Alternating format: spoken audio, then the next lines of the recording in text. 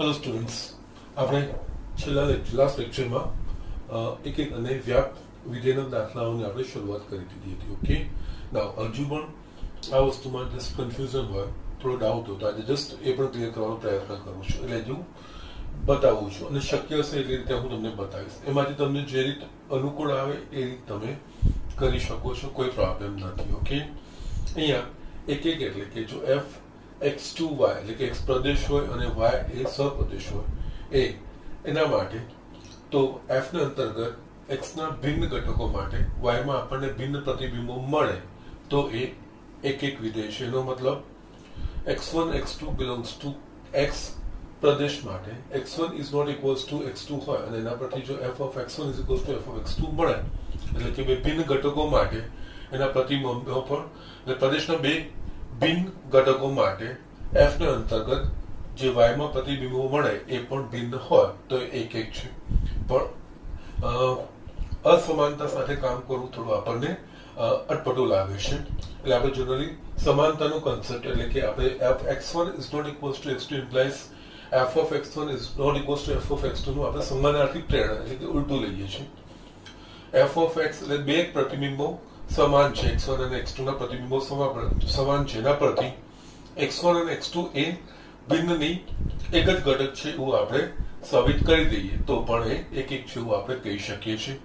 અને વ્યાપ વિધેય માટે f આ જ વસ્તુ f x2y વ્યાખ્યાયિત હોય તો f ને અંતર્ગત y ની પ્રત્યેક ઘટક માટે કોઈક x belongs to x એવો મળે, small x belongs to capital x એવો મળે કે જેનાથી f of x is equals to y થાય અથવા તો એ વ્યાપ વિધેય છે. અથવા તો આપણે બીજા શબ્દોમાં એ રીતે પણ કહીએ કે જો આ વિધેયનો જે વિસ્તાર છે એનો સપ્રદેશ એ પોતે જ થઈ જાય છે તો પણ એ વ્યાપ વિધેય છે. બંનેમાંથી કોઈ પણ એક રીતે આપણે કરી શકીએ છીએ. ઓકે, જ્યાં શક્ય હશે એ હું તમને એકથી વધારે રીતે બતાવવાનો પ્રયત્ન કરીશ કે જેનાથી તમને જે વસ્તુ સગવડ ભરી લાગે એ તમે ફોલો કરી શકો છો. ઓકે, ના અહીંયા આપણે જોઈએ તો પહેલા ધારો કે r સ્ટાર તમામ શૂન્યતર વાસ્તવિક સંખ્યાનો ગણ છે. અહીંયા r સ્ટાર ને વ્યાખ્યાયિત કર્યું છે કે શૂન્યતર એટલે કે શૂન્ય સિવાયની કોઈ પણ વાસ્તવિક સંખ્યા. એટલે એનો અર્થ શું થાય?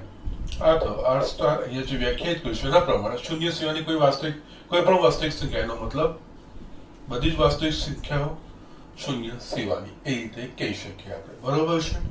ના અહીંયા સંખ્યાનું ગણ સાબિત કરો કે વિધેય f r star to r star f of x is equals to 1 વડે વ્યાખ્યાયિત વિધેય f એક અને વ્યાપ છે. એટલે પહેલું આપણે આ પોર્શન લઈએ.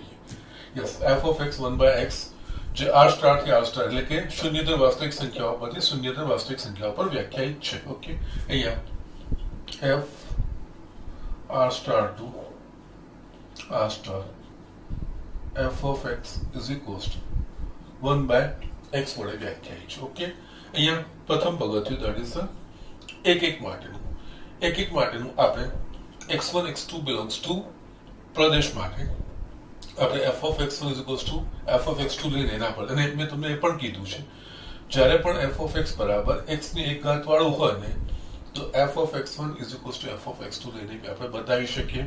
અને ઘણા કિસ્સાઓમાં આપણે એ પણ જોયું કે આ રીતે ડાયરેક્ટલી નહીં પણ જસ્ટ આપણને ઓબ્ઝર્વેશન પરથી જસ્ટ આપણે જોઈશું, નિરીક્ષણ કરીશું જે પ્રકારનું આપેલું છે એના પરથી આપણને એવું અંદાજ આવી જાય કે આના પ્રદેશના બે ઘટકો લઉં છું એના માટે મને સમાન જવાબ મળે છે. ત્યાં ઘટકો ભિન્ન હોય પણ જવાબ સમાન મળે છે. તો એ રીતે પણ બતાવીને તમે દ્રષ્ટાંત રીતે બી બતાવશો ને તો પણ કોઈ પ્રોબ્લેમ નથી. ઓકે, ના પણ જ્યારે generally f of x A x ને એક ઘાત વાળું હોય તો f of x1 બરાબર f of x2 ના પ્રમાણે આગળ વધશો તો સારું છે. ધારો કે x1 x2 belongs to r star પ્રદેશ માટે, કારણ કે પ્રદેશમાંથી ગણ અહીંયા પ્રદેશ બી એ છે અને સપ્રદેશ પણ એ છે. એટલે અહીંયા લખવું તો સરસ છે. ઓકે, પ્રદેશ માટે f of x1 is equals to f of x2. Okay, f of x1 is equals to f of x2 લીધું એટલે એનો અર્થ અહીંયા f of x બરાબર શું છે? 1/x છે. તો f of x1 એટલે x ની જગ્યાએ x1 આવી જવું જોઈએ.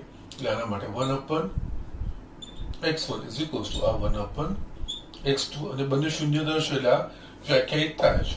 જો આપણે ગુણાકાર કરશો તો x2 by x1 એટલે આના પરથી આપણે આ તો લખી શકીએ x1 બરાબર x2 આપણે f of x1 is equals to f of x2 લીધું, એના પછી આપણે x1 બરાબર x2 બતાવ્યું માટે f માટે f એ એક વિધેય છે અને આ વસ્તુ લખીએ છીએ ત્યારે આ રીતનું f r star to r star છે. ઓકે, એટલે એક વિધેયનું તમારું પતી ગયો પોર્શન. યસ, હવે વ્યાપ્ત વિધેય માટે આપણે આવીએ. ઓકે, વ્યાપ્ત વિધેય માટે આપણે કોઈક y બિલોંગ્સ ટુ સહપ્રદેશમાંથી એને અનુરૂપ આપણને મળે છે કે નહીં, અથવા તો આપણે એનો વિસ્તાર શોધી કાઢીએ. ઓકે, બંને રીતનું હું તમને બતાવું છું. ઓકે, ધારો કે કોઈક y belongs to R star સહપ્રદેશ માટે, અને y બીજું કઈ નથી, આ f of x જ છે.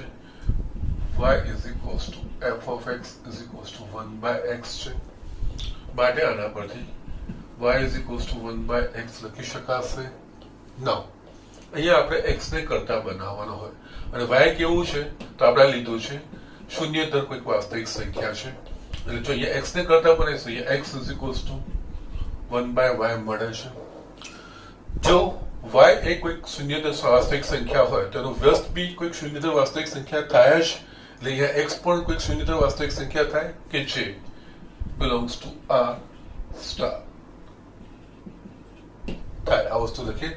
હવે આપણે જસ્ટ બતાવવાનું આ રીતે, એટલે આપણે આના પરથી એટલું બી કહી શકીએ કોઈક y belongs to r star એટલે કે શૂન્યતર વાસ્તવિક સંખ્યાના ગણ માટે કોઈક x belongs to yes x શૂન્યતર વાસ્તવિક સંખ્યા મળે છે, એટલે x શૂન્યતર વાસ્તવિક સંખ્યા મળે છે, એટલે x શાનામાંથી આવે છે તો પ્રદેશમાં એને અનુરૂપ આપણને ઘટક મળે છે. અથવા તો હજુ બી આગળ સ્ટેપ લખવું અને આપણને એક સાઈડનું મળી ગયું. ઓકે, y સહપ્રદેશનો ઘટક છે.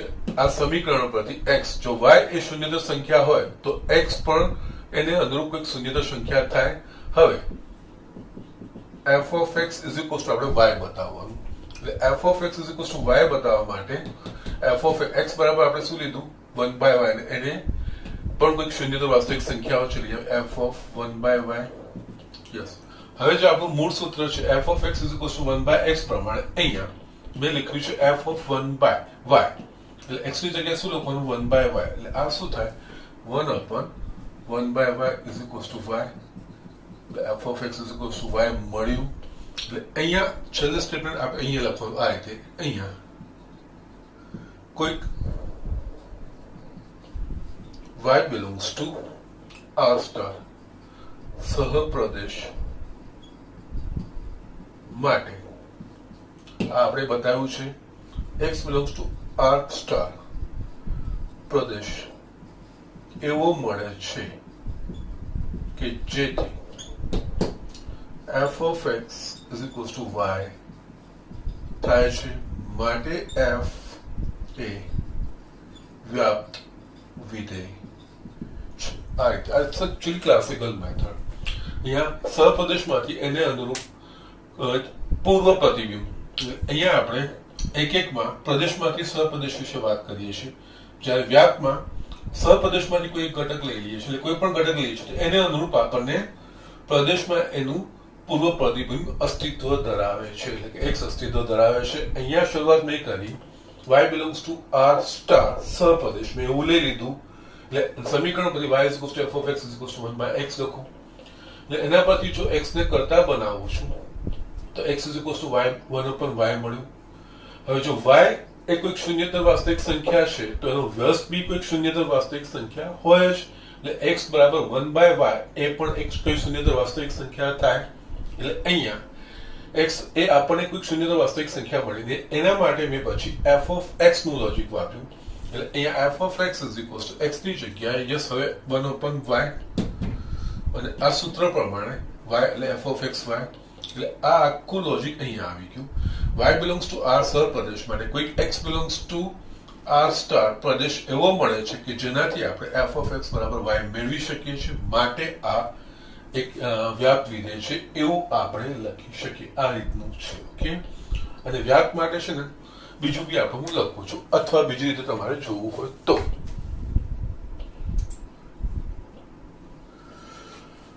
છે કે આપણે આનો વિસ્તાર શોધવાનો. ઓકે, વિસ્તાર શોધવા માટે આપણે પ્રદેશમાંથી એને અનુરૂપ એફ ઓફ એક્સ ના મૂલ્યો. ઓકે, એટલે એફ ઓફ એક્સ બરાબર 1/x ના મૂલ્યો. આમાંથી પ્રદેશમાંથી એક્સ ના અલગ અલગ મૂલ્યો લઈએ, એના પ્રમાણે 1/x ના મૂલ્યો શું શું મળે એ આપણે જોઈએ. ઓકે, અથવા આપણે આ રીતે કહી શકીએ, અહીંયા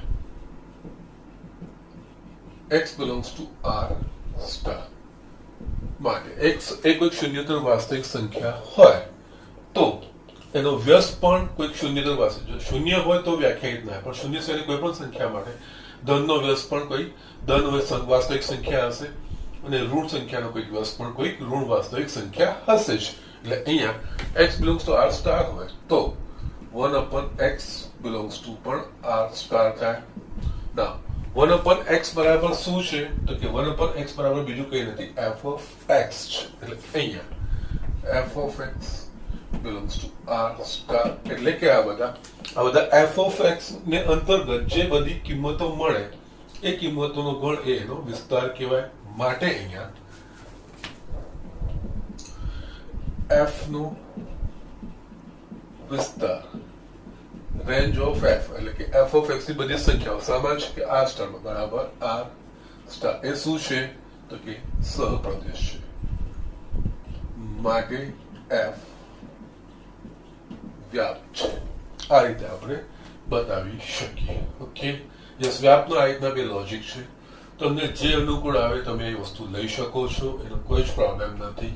આ ક્લાસિકલ મેથડ છે અને પેલી રેન્જ બંને આપણે વ્યાખ્યાયિત કર્યા છે ને આપણે વ્યાખ્યામાં લખ્યા પણ છે. એટલે બેમાંથી કોઈ પણ કન્સેપ્ટ વાપરશો તો કોઈ જ પ્રોબ્લેમ નથી. તમને જે યોગ્ય આવે, જે અનુકૂળ પડે એ વસ્તુ તમે આમાંથી લઈ શકો છો. ઓકે, એટલે આ ફર્સ્ટ પોર્શન અહીંયા પત્યો. જો પ્રદેશ r સ્ટાર ના બદલે n લેવામાં આવે અને સહપ્રદેશ r સ્ટાર જ રહે તો શું આ પરિણામ સત્ય રહેશે? જોઈએ, આ લખી નાખો. હું તમને આ બીજો પાર્ટ પણ બતાવું છું.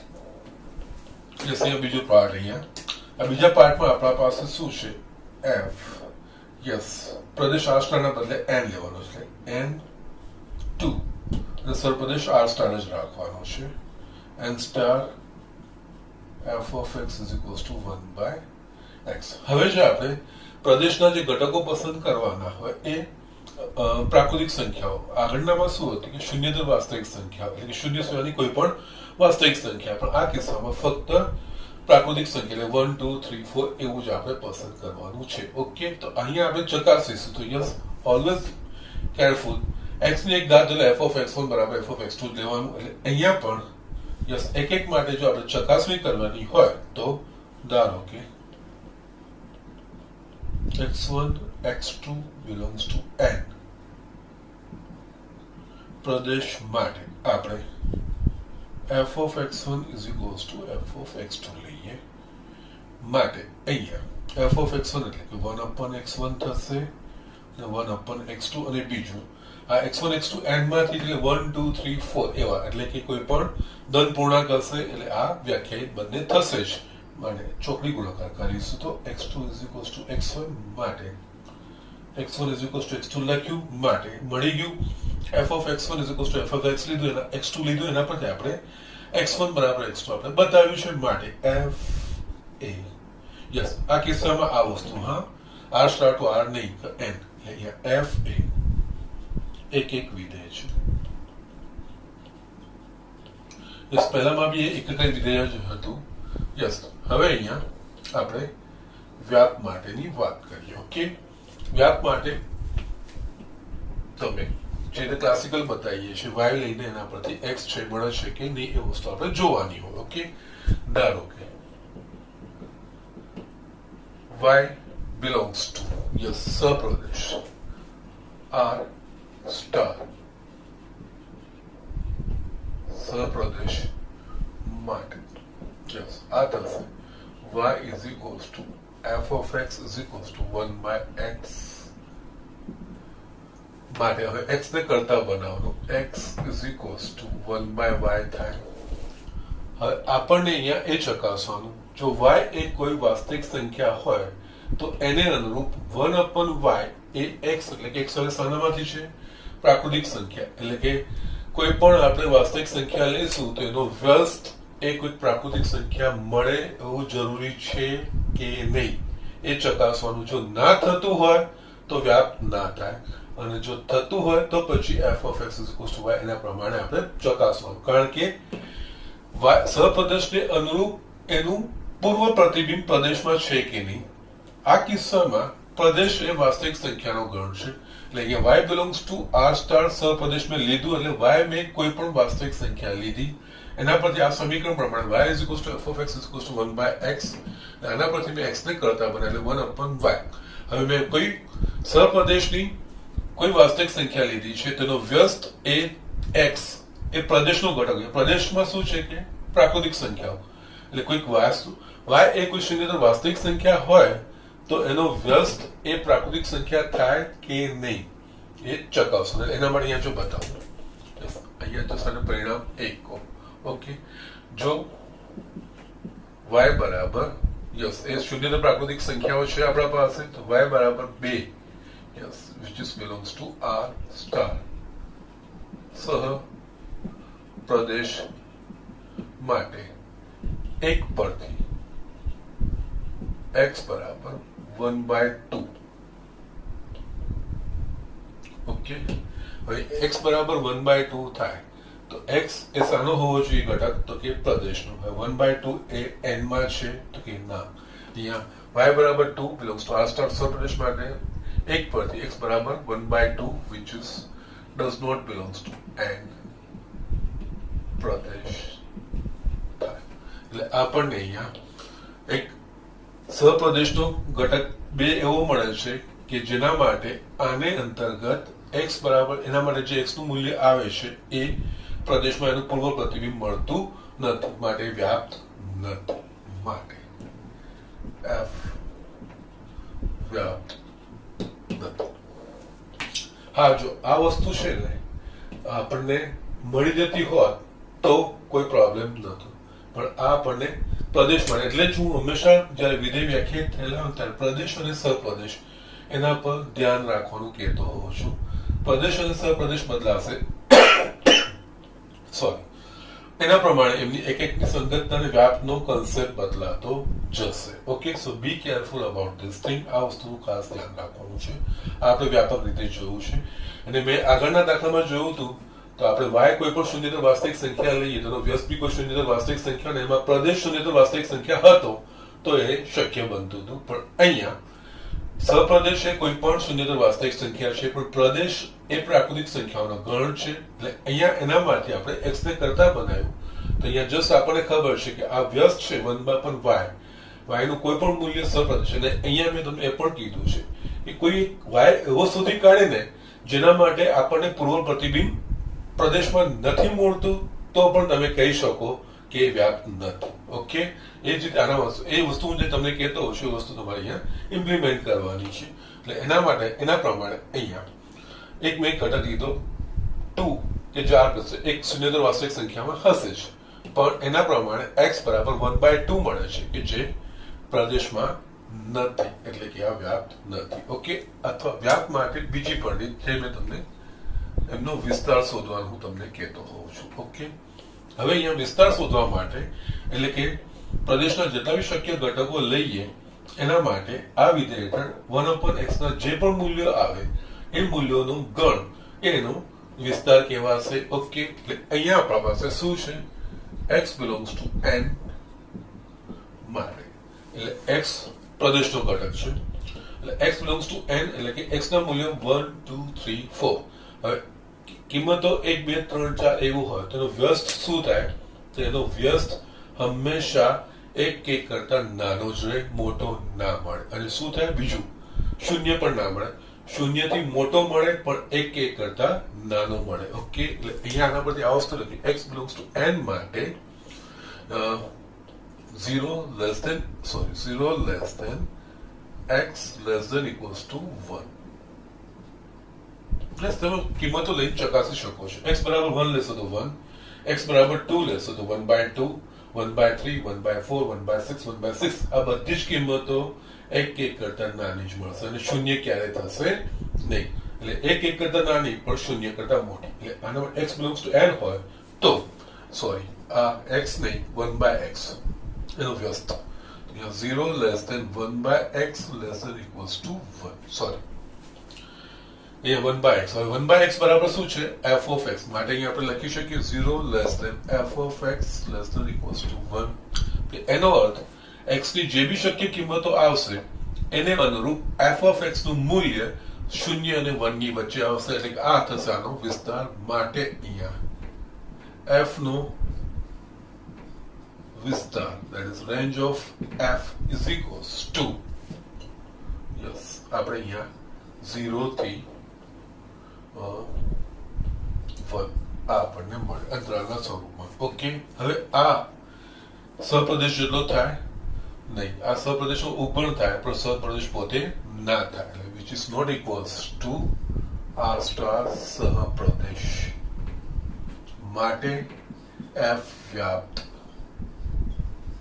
નથી yes આ રીતનો કોન્સેપ્ટ છે વ્યાપ્ત માટે કાં તો આ રીતે જાઓ અથવા તો આ y પરથી કોઈક y માટે એક એવું મૂલ્ય કોઈક y નું એવું એક મૂલ્ય લો કે જેના માટે એને અનુરૂપ x આપણને પ્રદેશમાં નથી મળતું એવું બતાવી દો તો વ્યાપ્ત નથી એવું ત્યાં કહી શકો અથવા તો તમે એનો આખો વિસ્તાર શોધી કાઢો પ્રદેશની કિંમતોમાં બધી અલગ અલગ કિંમતોને અનુરૂપ આ વિધેય અંતર્ગત f of x ના જે બી મૂલ્યો આવે એ મૂલ્યો શોધી કાઢો પછી જુઓ જો એ મૂલ્યો એ સહપ્રદેશ પોતે આખો થઈ જાય તો એ વ્યાપ્ત કહેવાશે અને જો નહીં થાય તો એનો ઉપગણ થશે ઉચિત ઉપગણ થશે તો એ વ્યાપ્ત નથી એવું આપણે કહી શકીએ okay so these are the things આ રીતના દાખલા કરવાના હોય છે ઓકે યસ ઝડપથી કરી લો હવે આપણે આગળ બીજો દાખલો જોઈએ યસ અહીંયા મેં દાખલો લખ્યો છે નીચે આપેલ વિધેયો એક અથવા વ્યાપ્ત અથવા બંને ગુણધર્મો ધરાવતા વિધેયો છે કે નહીં તે ચકાસો એ વસ્તુ મારે બતાવવાની છે અહીંયા 5 એક્ઝામ્પલ લીધા છે એમાંથી હું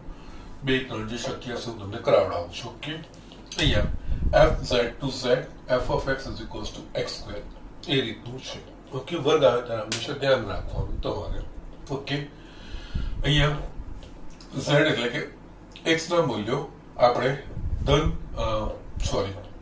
પૂર્ણાંક સંખ્યાના ગણમાંથી આપણે લેવાનું છે એટલે કે ધન પૂર્ણાંકો ઋણ પૂર્ણાંકો શૂન્ય એમાંથી કોઈક લેવાનું છે ઓકે આપણને અહીંયા ખબર છે એટલે આ દાખલો એકચ્યુઅલી એક માટે બી તમે f of x1 બરાબર f of x2 પ્રમાણમાં કરી શકો છો અથવા તો દ્રષ્ટાંતથી કોઈ બે ભિન્ન સંખ્યાઓ લઈને એના માટે સમાન પરિણામ છે એવું બતાવીને પણ તમે કરી શકો છો ઓકે એટલે અહીંયા છે ને ફર્સ્ટ એક માટે ઓકે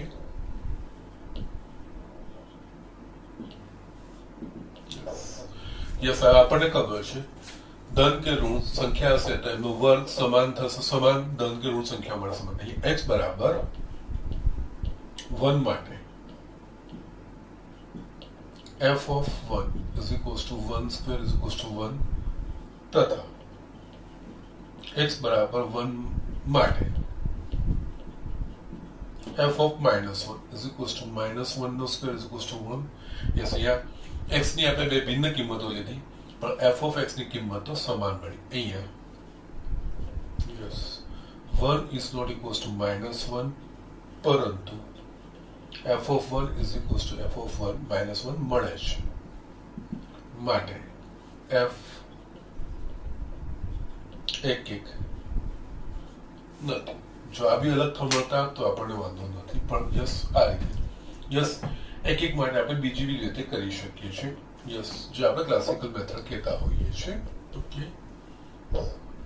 અહીંયા અથવા એક માટેનું છે ધારો કે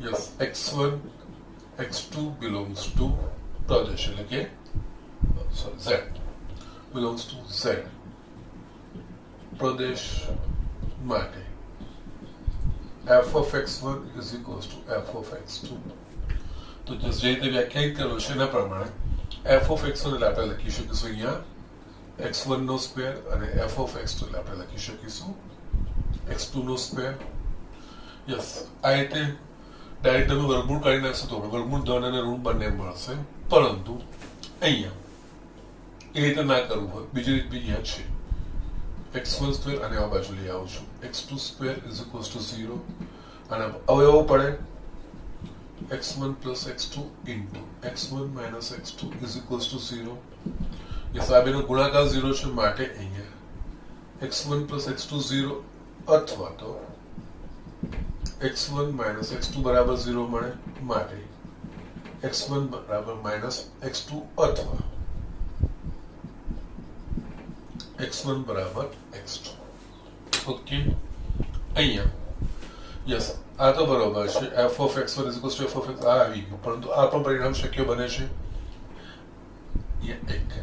એકમાં જો x1 બરાબર 1 લઈએ તો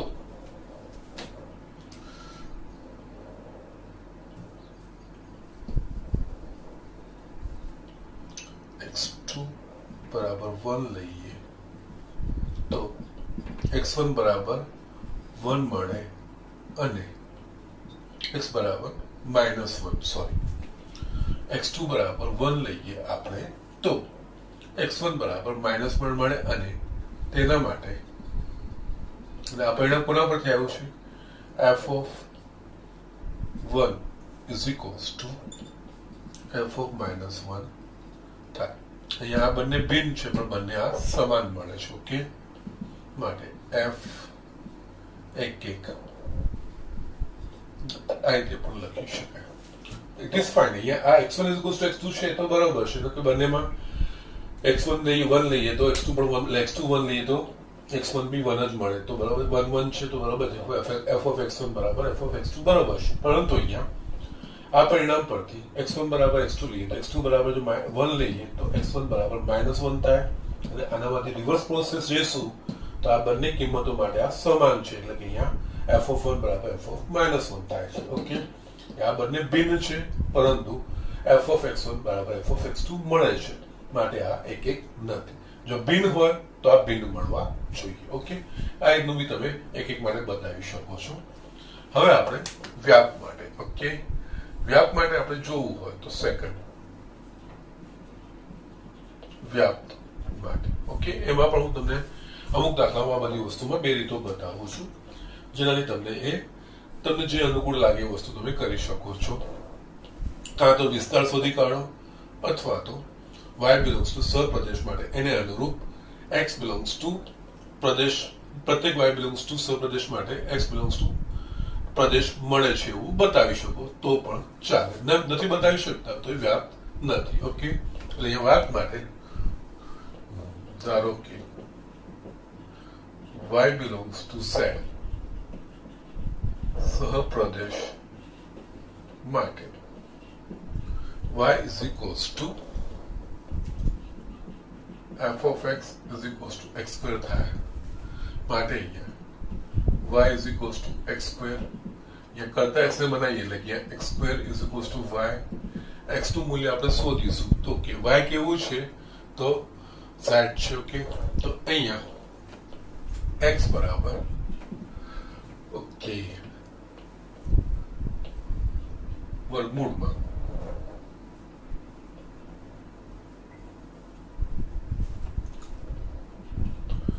x બરાબર વર્ગમૂળમાં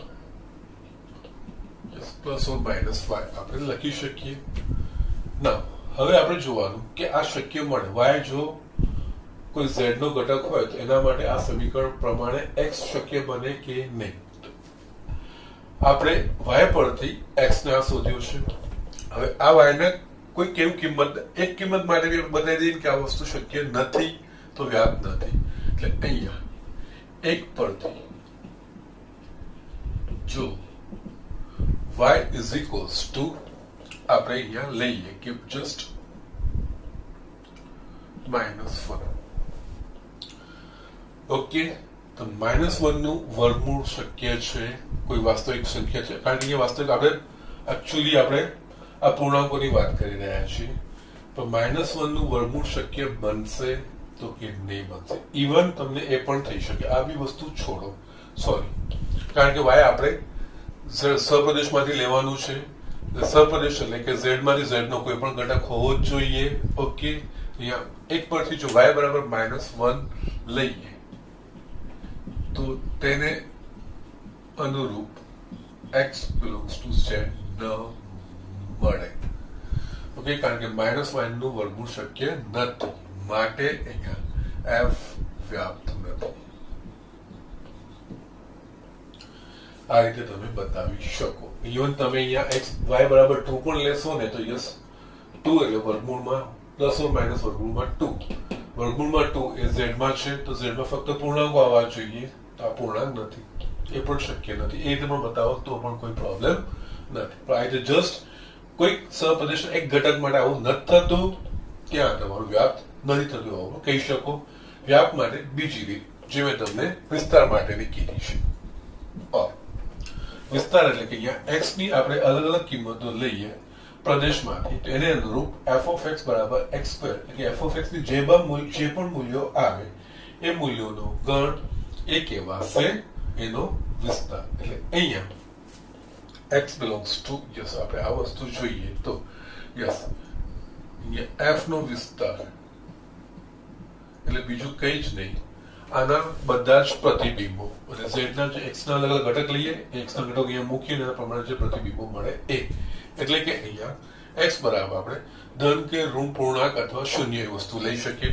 એટલે અહીંયા આપણે તમે લઈ શકો છો f of 0, f of -1, f of 1, f of 2,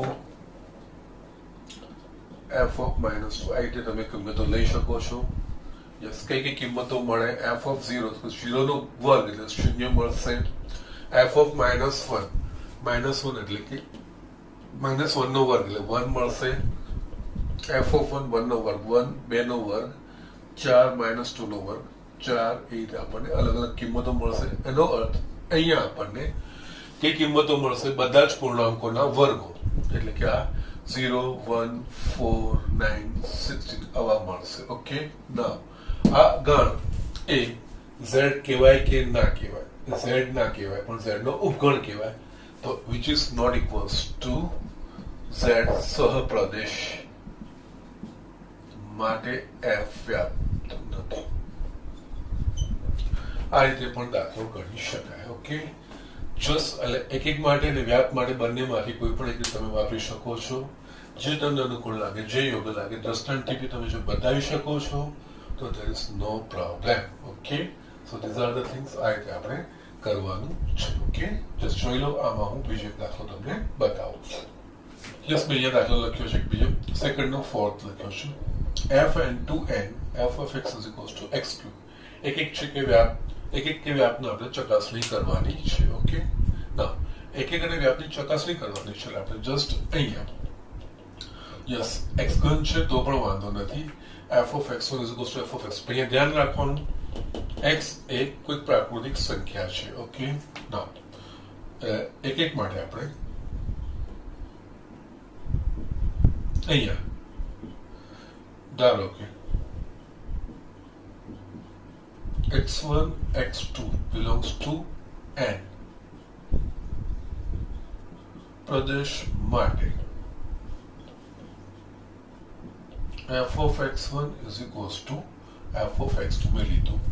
okay, માટે f of x1 એટલે આ થશે x1 નો ઘન બરાબર x2 નો ઘન. ઓકે, ના હવે આપણે અહીંયા જોવું હોય તો અહીંયા તમે આ વસ્તુ પણ લખી શકો છો, બંને બાજુનું ઘનમૂળ કાઢો. ઓકે, આપણને ખબર છે ધન સંખ્યાઓનું ઘનમૂળ ધન હોય અને ઋણ સંખ્યાનું ઘનમૂળ ઋણ હોય. અને અહીંયા x1 અને x2 બિલોંગ્સ કેવા છે? n. એટલે અહીંયા જો બંને બાજુ ઘનમૂળ કાઢીશું તો આપણને અહીંયા x1 x2 ધન સંખ્યાઓ છે એટલે આ બંને ધન જ હશે, એટલે એમના ઘનમૂળ બી ધન જ હશે. આના પરથી આપણે લખીશું કે x1 બરાબર x2 માટે f સ્ક્વેરમાં એવું થાય એવું શક્ય નથી, પણ યસ, કારણ કે સ્ક્વેરમાં હંમેશા વર્ગ ધન થશે, ધન સંખ્યાઓ કે ઋણ સંખ્યા હશે, એટલે એના માટે બે પરિણામો આવી શકે. પણ ઘનમાં તો ધન સંખ્યાનું ઘન એ ધન થાય અને ઋણ સંખ્યાનો ઘન એ ઋણ થાય, એટલે કે એના પ્રમાણે ઘનમૂળ બી જો ધન હશે તો એમનો જવાબ ઘનમૂળ બી ધન જ આવશે, ઋણ હશે તો એનો જવાબ ઋણ જ આવશે. અહીંયા x1 is equals to માટે f એક વિધેય છે.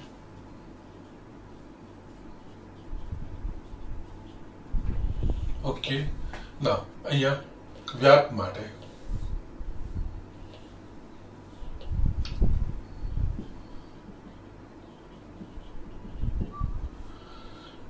ધારો કે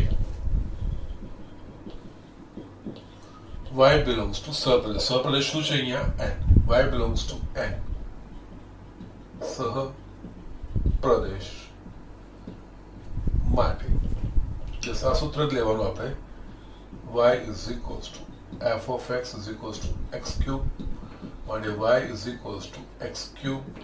ઓકે, એટલે આને આપણે x cube is equals to y કારણ કે આપણે x ને કરતા બનાવવાનો છે. અને અહીંયા આપણે જોઈએ તો y belongs to n સહપ્રદેશ એટલે y એ કોઈ પૂર્ણાંક છે એટલે કે ધન છે, એટલે આ પણ ધન જ છે, એટલે આનું ઘનમૂળ બી કોઈ ધન સંખ્યા જ હોવી જોઈએ. માટે અહીંયા આના પરથી ઘનમૂળ કાઢીશું તો x is equals to y ની 1/3 ઘાત થાય જો આપણે y આ રીતે લઈએ તો.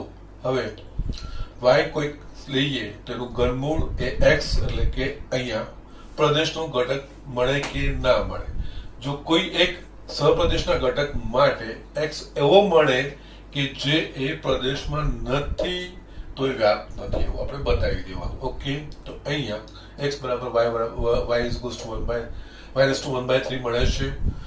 અહીંયા પરિણામ 1 માં જો y is equals to 2 લેવામાં આવે તો x બરાબર શું થાય? 2⁻³ થાય. x બરાબર 2 2ની 1/3 ઘાત 2 નું ઘનમૂળ. 2 નું ઘનમૂળ એ કોઈ પ્રાકૃતિક સંખ્યા થાય ના થાય. જે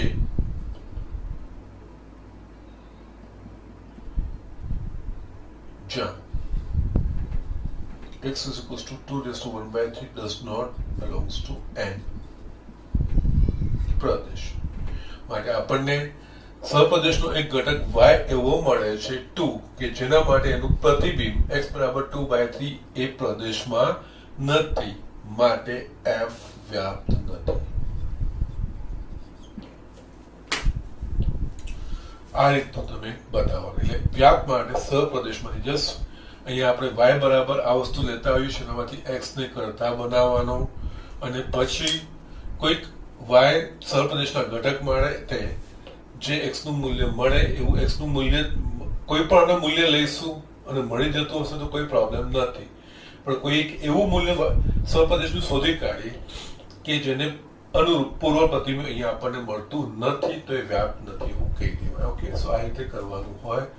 અથવા તો તમે બીજી રીતે તમારી જે છે એ વસ્તુ વિસ્તારની રીતમાં અથવા અહીંયા f નો વિસ્તાર એટલે range of f is equals to f નો વિસ્તાર એટલે કે x ના ભિન્ન ઘટકો લઈએ અને એને અનુરૂપ આ વિધેય હેઠળ જે f of x ના મૂલ્યો મળે એ બધા f of x ના મૂલ્યોનો ગણ એનો વિસ્તાર કહેવાય. અહીંયા x બરાબર આપણે 1 2 3 એવું લેવાનું છે.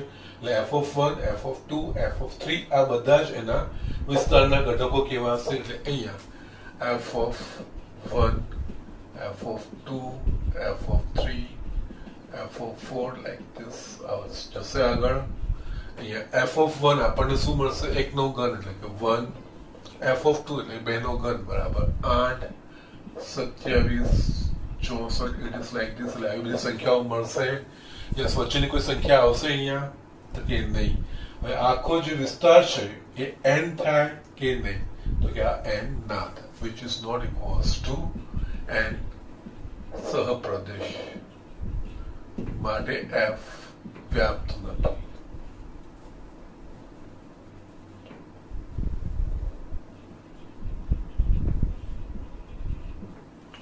આ રીતનું આપણે આને લખી શકીએ. ઓકે, સો આ થયું એક અને વ્યાપના આ રીતના આપણા પાસે કન્સેપ્ટ છે. ઓકે, યસ, આ લખી નાખો. આપણે બીજો બી દાખલો જોઈએ. યસ, અહીંયા બી દાખલો લખ્યો છે. સાબિત કરો કે f r2r f of x બરાબર બોક્સમાં એટલે મહત્તમ પૂર્ણાંક વિધેય. યસ, આ ચેપ્ટર ભણો એટલે તમે જે અગિયારમાં બધા વિવિધ વિધેયો ભણ્યા છો. અચળ વિધેય, બહુપદી વિધેય, મહત્તમ પૂર્ણાંક વિધેય, ચિહ્ન વિધેય, ઓકે, સમય વિધેય, માનાંક વિધેય, આ બધા પર કમાન્ડ હોવો જોઈએ. બધા પ્રદેશ શું થાય વિસ્તાર શોધે, કારણ કે એના પરથી જ અહીંયા એક એક અને વ્યાપની નક્કી થશે. Okay, so F R to F of X બરાબર બોક્સમાં એક્સ એટલે મહત્તમ પૂર્ણાંક, એટલે કે એનો મતલબ એક્સ ને સમાન કે એક્સ થી નાનો હોય એમાં સૌથી મોટો જે પૂર્ણાંક હોય એ દ્વારા વ્યાખ્યાયિત મહત્તમ પૂર્ણાંક વિધેય એક પણ નથી ને વ્યાપ પણ નથી આપણને બતાવવાનું કીધું છે. ઓકે, ના મેં તમને કીધું છે જો તમે દ્રષ્ટાંતથી બતાવી શકો છો તો બી કોઈ પ્રોબ્લેમ નથી. ઓકે, એટલે અહીંયા મહત્તમ પૂર્ણાંકમાં આપણે 1.1 માં પૂર્ણાંક ભાગ શું તો કે 1, 1.5 માં પૂર્ણાંક ભાગ શું તો 1, બંને ભિન્ન છે પણ પૂર્ણાંક ભાગ સમાન છે. યસ, એ લોજિક અહીંયા આપણે વાપરવાનું. અહીંયા પહેલું એક એક માટે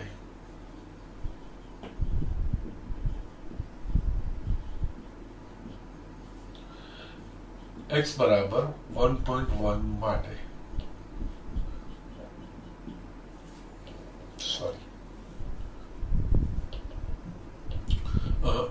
કારણ કે r ટુ r છે એટલે આપણે r કોઈ પણ વાસ્તવિક સંખ્યા લઈ શકીએ છીએ. f of 1.1 is equals to પૂર્ણાંક ભાગ, આમાં પૂર્ણાંક ભાગ શું તો કે x is equals to 1 તથા x is equals to 1.5 માટે 1.2 પણ લેશો તો બી 1.01 લેશો તો આપણે ભિન્ન થશે સંખ્યા. f of 1.5 is equals to 1.5 તો આમાં પણ પૂર્ણાંક ભાગ 1. ઓકે, અહીંયા આ બંને x ભિન્ન છે પણ બધા f of x જવાબ સમાન છે અહીંયા. Yes, 1.1 is not equals to 1.5 પરંતુ f of 1.1 is equals to f of 1.5 મળે છે, એટલે કે અહીંયા પ્રદેશના બે ભિન્ન ઘટકો માટે સમાન પ્રતિબિંબો મળે છે માટે f એક નથી. ઓકે, નાઉ વ્યાપ માટેનું બી છે ને જે સરળ રૂપ તમને વ્યાપ માટે પણ તમને એક સરળ રૂપ એટલે કે જો વિસ્તાર શોધી કાઢો અને વિસ્તાર આને જેટલો ના થાય. યસ, અહીંયા મહત્તમ પૂર્ણાંક સૂચવે છે એનો મતલબ આનો જે વિસ્તાર છે ફક્ત પૂર્ણાંક સંખ્યાઓ જ થશે. ઓકે, ના એટલે અહીંયા તમે ડાયરેક્ટલી લખી શકો છો અહીંયા f of x is equals to નો વિસ્તાર range of f is equals to minus 0 અહીંયા -2 -1 0 1 2 3 એટલે કે z થાય. આ સહપ્રદેશ જેટલો છે તો નથી which is not equals to r સહપ્રદેશ માટે f વ્યાપ્ત નથી. યસ, હજુ બી વ્યાપનું બતાવવું હોય તો અથવા વ્યાપ માટે યસ ધારો કે યસ y belongs to સહપ્રદેશ એટલે કે અહીંયા r સહપ્રદેશ માટે y is equals to f of x is equals to x. Okay, now આના રીતે આપણે જોવા જઈએ તો y is equals to f of x is equals to x. Okay, now y એ પૂર્ણાંક છે એટલે y પૂર્ણાંક જ હશે, એટલે કે જો કોઈ આપણે r થી એટલે કે r માની પૂર્ણાંક સિવાયની કોઈ કિંમત લેશું તો એના માટે આ સમીકરણ શક્ય જ નહીં બને, કારણ કે જો અહીંયા હું અપૂર્ણાંક લઉં છું તો આનો જવાબ કોઈ અપૂર્ણાંક આવે જ નહીં. ઓકે, એટલે અહીંયા y is equals to અહીંયા r માની કોઈ અપૂર્ણાંક સંખ્યા માટે સમીકરણ એક શક્ય અજુબી.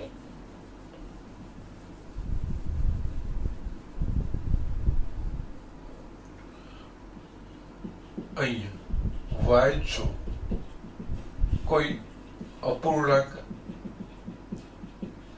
સંખ્યા હોય તો સમીકરણ એક શક્ય બને જ નહીં, કારણ કે y belongs to r છે તો આમાં અપૂર્ણાંક સંખ્યાઓ બી આવી શકશે પણ માનાંકમાં બોક્સમાં x is equals to y એટલે y કમ્પલ્સરીલી પૂર્ણાંક સંખ્યા જ હોવી જોઈએ અને સહપ્રદેશનો એક ઘટક આપણે અપૂર્ણાંક લઈએ એના માટે આ સમીકરણ શક્ય બને જ નહીં, માટે f વ્યાપ્ત નથી.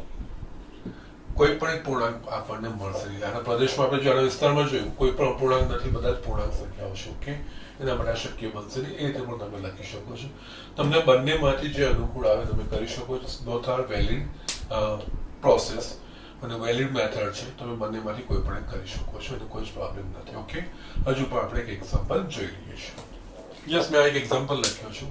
સાબિત કરો કે ચિહ્ન વિધેય f r to r f of x બરાબર 1 જો x greater than 0 હોય, f of x બરાબર 0 જો x બરાબર 0 હોય અને -1 જો x less than 0 હોય દ્વારા વ્યાખ્યાયિત વિધેય એક નથી અને વ્યાપ પણ નથી. ઓકે, મેં હમણાં જસ્ટ આગળના એક્ઝામ્પલમાં કીધું.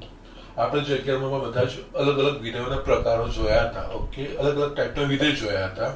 ઓકે, એ બધા જ વિધેયો અહીંયા પાછા વાપરશે અને એનું નોલેજ જરૂરી બનશે. અહીંયા જો x નું મૂલ્ય કોઈ બી ધન હશે, શૂન્યથી મોટું હશે તો f of x હંમેશા 1 જ મળશે. એટલે અહીંયા આપણે જસ્ટ આ વસ્તુ કરી શકીએ. અહીંયા બહુ સરળ વસ્તુ છે. અહીંયા એક માટે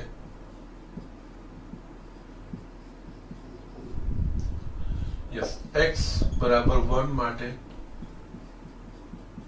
f of 1 x બરાબર 1 એટલે ધન કિંમત થઈ એટલે f of 1 ધન કિંમત માટે 1 તથા x બરાબર 2 માટે આ પણ ધન કિંમત થઈ એટલે f of 2 એટલે x greater than 0 સેક્શનમાં જ આવી ગયું તેના માટે બી f of 2 is equals to 1. Yes, આ બે કિંમતો ભિન્ન છે પણ એ બંનેના જવાબો આ વિધેય હેઠળ સમાન છે. અહીંયા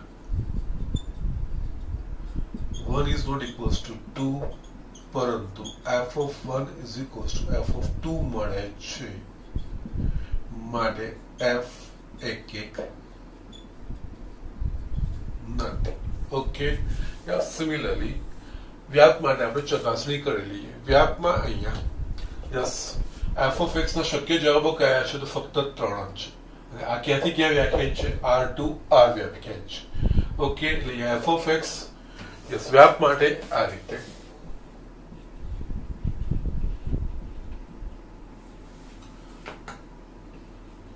અહીંયા x greater than 0 માટે f of x is equals to 1, x is equals to 0 માટે f of x is equals to 0 છે. x less than 0 માટે f of x is equals to -1 છે. એનો અર્થ કોઈ પણ ધન વાસ્તવિક સંખ્યા લઈશું તો f of x 1, કોઈ પણ ઋણ વાસ્તવિક સંખ્યા લઈશું તો f of x -1 અને શૂન્ય લઈશું તો 0. એનો મતલબ અહીંયા f of x ના શક્ય 3 જ મૂલ્ય થાય માટે f નો વિસ્તાર range of f is equals to અહીંયા યસ આ પણ 3 જ મૂલ્યો -1, 0 અને 1. યસ, આના સિવાય બીજા f of x ના કોઈ મૂલ્ય શક્ય બનશે નહીં. અને અહીંયા સહપ્રદેશ શું છે? r. આ આખો r કહેવાય તો કે ના કહેવાય, which is not equals to r સહપ્રદેશ માટે f વ્યાપ્ત નથી. ઓકે, અને એના સિવાય બીજી રીતે જોવું હોય તો અહીંયા 1, 0, -1 જ આવે છે f of x. અહીંયા y બરાબર 2 લેશું તો યસ એને અનુરૂપ આપણને કોઈ x મળશે જ નહીં કારણ કે એના જવાબમાં 2 વ્યાખ્યાયિત જ નથી. એ રીતે પણ તમે બતાવી શકો છો, એનો કોઈ જ પ્રોબ્લેમ નથી. સો આ રીતે તમારે દાખલાઓ કરવાના છે અને બસ તમને આજે હું સ્વાધ્યાય આપું છું, સોરી હોમવર્ક આપું છું. એ હોમવર્ક તમારે કરવાનું છે. સ્વાધ્યાય 1.2 એક્ઝામ્પલ 2 માં મેં તમને બતાવ્યા હતા સેકન્ડ અને ફોર્થ. ઓકે, તમારે ફર્સ્ટ, થર્ડ ને ફિફ્થ કરવાનું છે.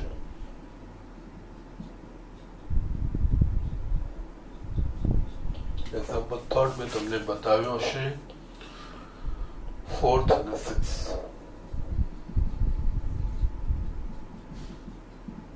યસ, આટલું તમારે હોમવર્ક કરીને મને બતાવવાનું છે. આગળના દાખલા આપણે આગળ જોઈશું ને કાલે.